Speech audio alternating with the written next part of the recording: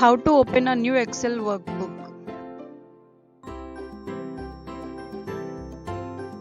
Method 1. Using Windows programs.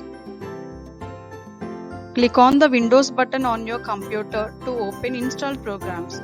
Find and click on Excel and click on blank workbook to open a new Excel workbook.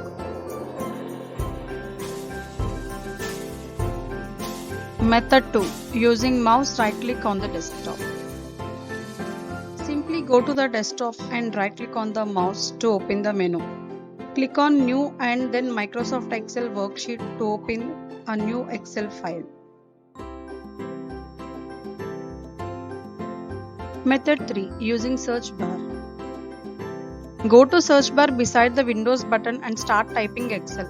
Microsoft Excel app will open before you complete typing and click on Open. Now click on Blank Workbook. That's it. Using any one of these methods, you can open a new Excel file and start working. Thanks for watching. Please don't forget to subscribe to our channel.